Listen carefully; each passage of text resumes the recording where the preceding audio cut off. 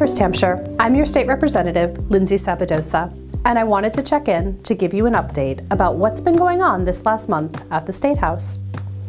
January 18th, the deadline to file bills has come and gone.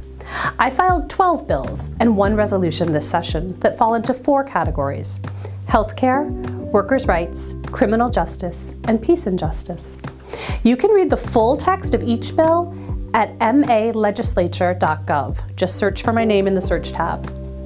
The centerpiece of my legislative work is the Medicare for All bill, which would establish a single-payer system in the Commonwealth.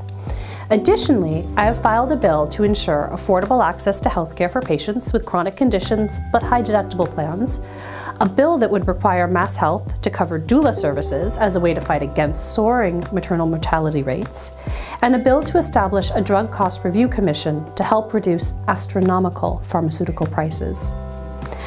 All workers should feel safe and respected in their workplace, including legislators and their staff. Because of this, I've filed a bill to create an independent commission to investigate and report on all complaints of sexual harassment in the State House.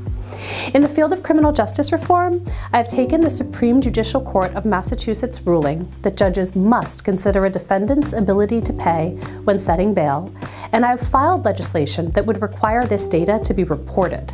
This way, we can make sure that no one is still being incarcerated because they're poor. Finally, I have refiled a bill that Representative Rushing had long championed to create a special commission to study the state's seal and motto.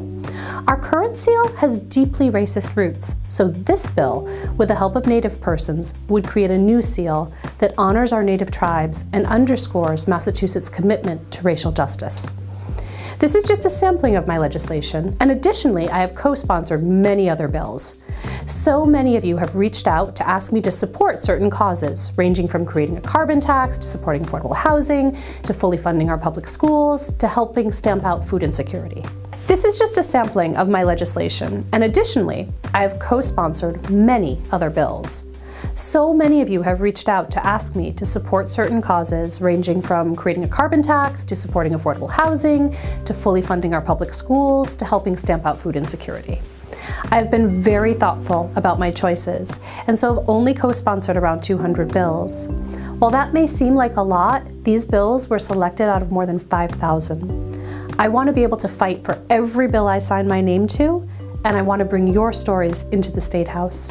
So please keep reaching out to talk to me about what you care about and about what's important to you. On January 30th, the Massachusetts General Court had its first formal session. The purpose of this session was to adopt the rules that govern the House. Representative John Hecht of Watertown proposed 3 amendments that we voted on that day, all of which I supported. They were: 1, giving legislators 72 hours to view a bill before voting on it; 2, giving legislators 30 minutes to review amendments to bills before voting on them; and 3, making committee votes public, giving legislators 24 hours to view a redrafted bill before voting on it, and making all testimony and documents submitted in committee available to all legislators and the public. The goal of these amendments was to increase transparency and public participation in the State House. I want my constituents to know everything that happens, so much so that I gave my inaugural speech in favor of making committee votes public, something that's already been done on many levels of government. Sadly, all of the transparency amendments failed, making it harder for legislators to do their jobs and constituents to stay informed. I, however, promise to continue to do my very best to make sure the residents of the First Hampshire are as involved and informed as possible. On that note, please remember that you can stay up to date with my office by visiting us at 76 Gothic Street in Northampton, checking out our website at lindsaysabadosa.com, or liking Lindsay Sabadosa, State Representative, First Hampshire District on Facebook, Instagram, and Twitter.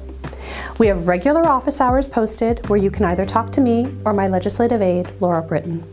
Thank you so much, and until next time.